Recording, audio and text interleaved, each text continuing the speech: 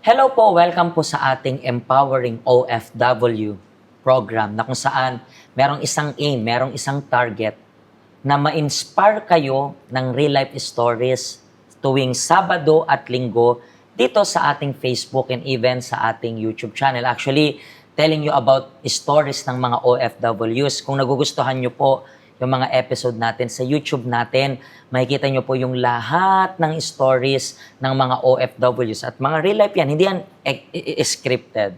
Bakit ang bilis? Kailangan lang para at least makita nyo lang yung summary ng story nila. So kung gusto nyo pong makatuklas pa ng iba't ibang story, love life, finances, mga family, iba't ibang mga situation nila, and kung paano sila naka-recover, kaya mo rin maka-recover. Just like yung ating special guest for today. Ano pong pangalan ninyo? Imelda Reyes po, Pastor. Ma'am Imelda, taga saan po kayo sa Philippines? Iloilo po, Pastor. Iloilo.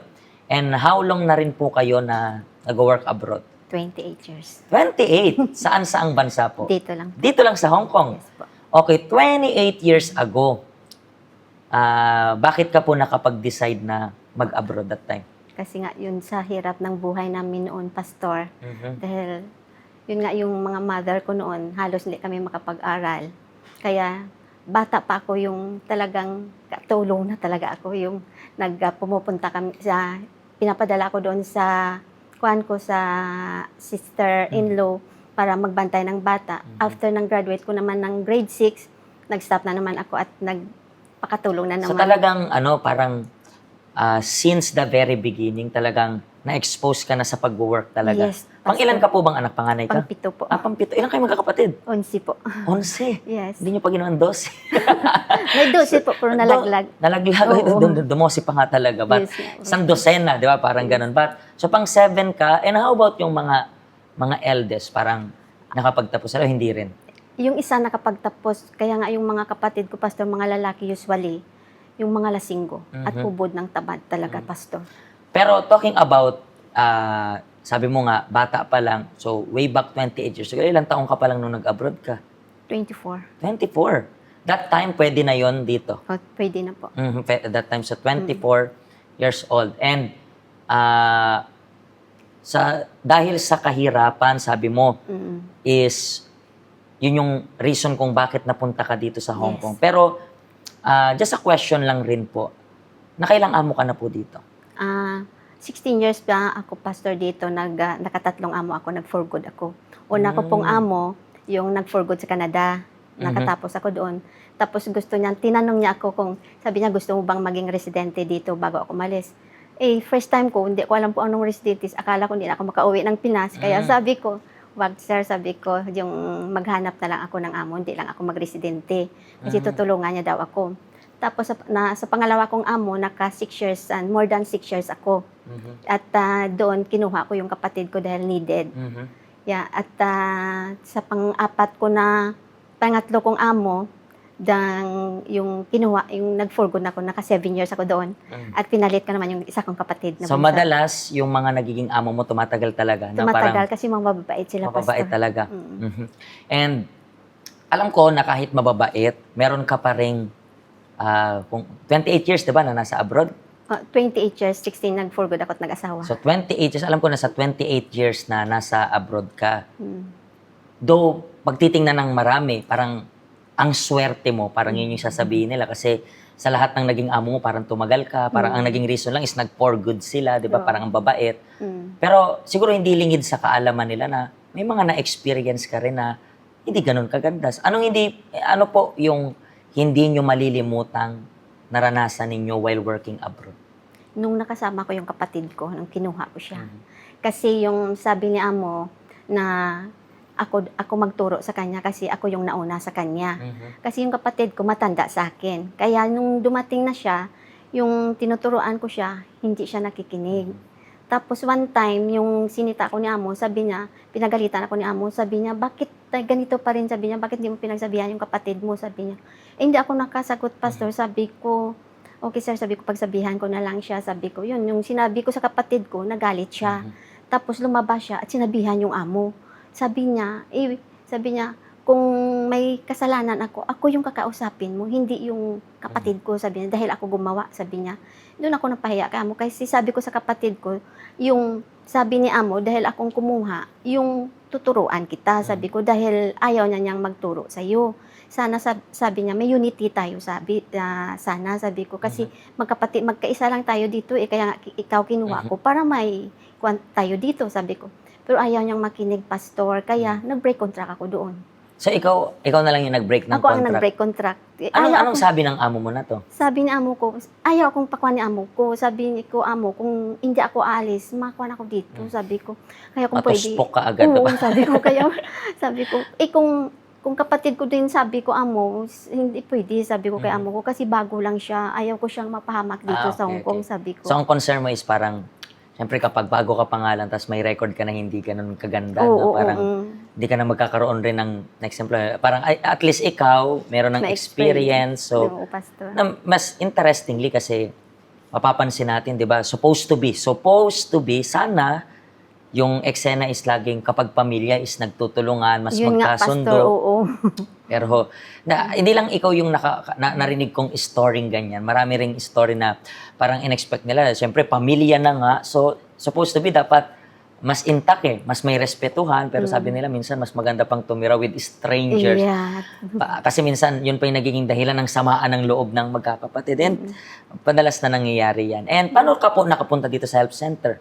Ay, yung anyway, 2008, nakapunta na ako, pastor, na invite ako ng kaibigan ko. Pero siya hindi sa serious, kaya ako hindi din serious. Pero hindi ko alam yung pangalan. Tapos umuwi ako 2008 December. Nung nandoon ako sa Pilipinas, yung may family na ako. Tapos sabi ko, Lord, sana makakuan ako sa Hong Kong, makabalik ako. Pero iba talaga purpose ko nung bumalik ako sa Hong Kong, hindi yung. Pero sabi ko, kung makabalik ako, Lord, sana nandun pa yung church na yun. Kasi gustong-gusto ko yun, Lord, sana alam ko pa yung address, sabi ko. Kaya hopefully, Lord, makabalik ako doon, sabi ko. Tapos, kasi yung purpose ko talagang pagbalik, pastor, hindi lang yung pag-work, yung galit ko ba sa second cousin ko. Kasi bago ako nag-for good, may pera akong iniwan. Na sabi namin na yung may interest ba na 5%, pero itinda ng card, kasi nagtitinda ako ng card nung dito ako. Tapos sabi ko, 5% sa akin, 7% or 14%, 7% sa iyo, sabi ko. Kasi yung sa 100, maging $14 sa iyo. Kaya 5 akin, yung sa kanya yung the rest. Yun, tapos sabi niya, okay, sabi niya, ako nang bahala, sabi niya. Sabi niya, kung every month, sabi ko, padala mo ko ng 1,000, kasi yun ang interest, 1,000 a month. Sabi niya, okay, sabi niya sa akin. Tapos sabi niya sa akin, wag mo sabihin sa kanila, sabi niya, iniwan mo yung pera sa akin, sabi niya sa akin. Sabi ko, no, sabi ko, kasi sabi ko, ni secret can keep forever, sabi ko sa kanya. Kaya hindi ko dapat yan na sabi ko sa kanya.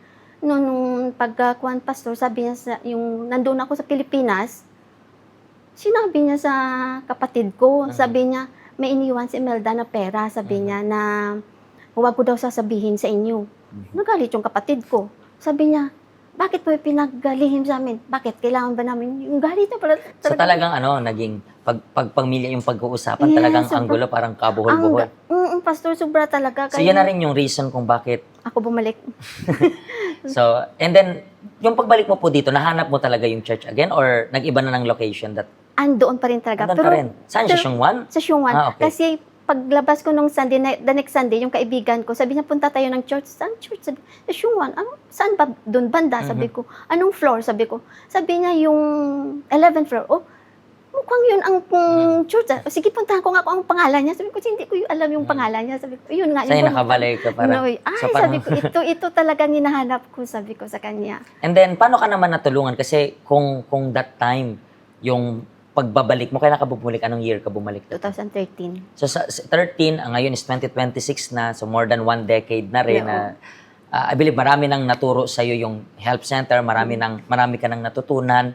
Ano po yung isa lang na talagang na-apply mo sa buhay mo na natutunan mo? Talaga yung makuha yung galit ko talaga, pastor, at yung hindi na ako sensitibo noon at very worried ako ngayon, wala na. May kapayapaan. Anumang darating na mga masamang balita, hindi na ako nang papanik. Kagaya nung na-stroke yung asawa ko, pastor. Third time na na-stroke na ito, pastor. Tapos sabi yung kamay niya, hindi niya makakuan ito, Mhm. pastor. Parang Hindi na, paralyzed na. paralyzed na yung Mhm. kamay niya. Tapos sabi ng doktor, dali nyo na yan sa hospital talaga para sabi niya, ma-CT scan o ano. Tapos sabi ng hipag ko, kung dalhin mo yan sa hospital, sabi niya, walang magdadala doon, walang magbabantay, you need to hire someone, sabi niya. Pag sabi ko, inisip ko, pastor, pag mag-hire ako ng someone, hindi lang isa, dalawa. Sabi ko, Lord, paano yung pamasahe? Paano Sa daming laking gastos Oo, niya na. sabi ko, at tapos ilagay pa sa kanyang mga, sabi ko, Lord, pero hindi ako nakakabahan o hindi ako nakakuan, pastor. Sabi ko, Lord, okay, sabi ko, no. Doon, sabi ko, Lord, sabi ko, I know you are, ikaw ang may owner ng life niya. Ginamit ko yung holy oil. Inanoint ko yung head ko at yung kamay ko. Sabi ko, Lord, I know you are the owner of her life.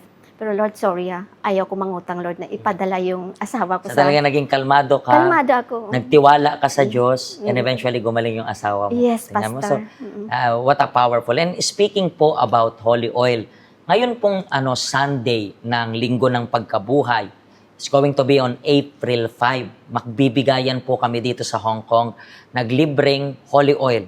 Banal na langis, binasbasang langis, na mula pa sa Israel. And then gusto po namin natanggapin nyo. Libre lang yan, walang bayad. In the same way na naging effective yung oil, gamit yung faith niya. Once na gamitin nyo rin po yung oil na yon, gamit yung faith ninyo, I believe na yung miracles na natanggap niya, yun rin po yung matatanggap ninyo. Maraming salamat po sa pag-share ninyo ng story ninyo. And hopefully, maka-inspire to para sa marami nating kababayan. Kayo rin po, kayo na na-inspire, pwede nyo pong i-share yung link ng program na ito para sa lahat.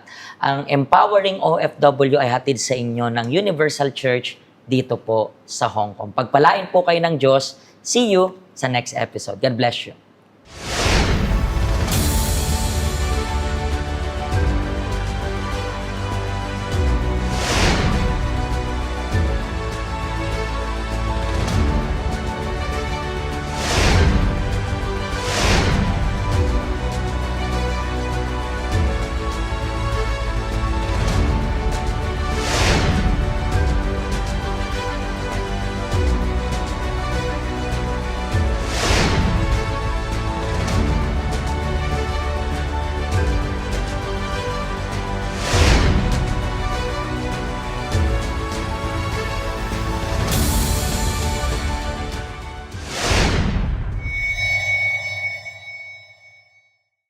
Hello, ako po si Pastor Joshua dito po sa UCKJ Health Center dito po sa Hong Kong. At yung mga napanood nyo pong testimony ay mga testimony ng mga OFW dito sa Hong Kong. Pero I believe makaka-relate rin naman kahit nasaan po kayong bansa. Basta OFW. Ang health center po natin ay walang pinipiling religion. Base na rin po sa name, Health Center. Kung kailangan nyo po ng karagdagang information, nandito lang po sa baba lahat ng information na kailangan ninyo. Kontakin nyo lang po kami at magiging masaya po kami na matulungan ka, ma-assist ka, nasaan man po kayong bansa. Pagpalain po kayo ng Diyos.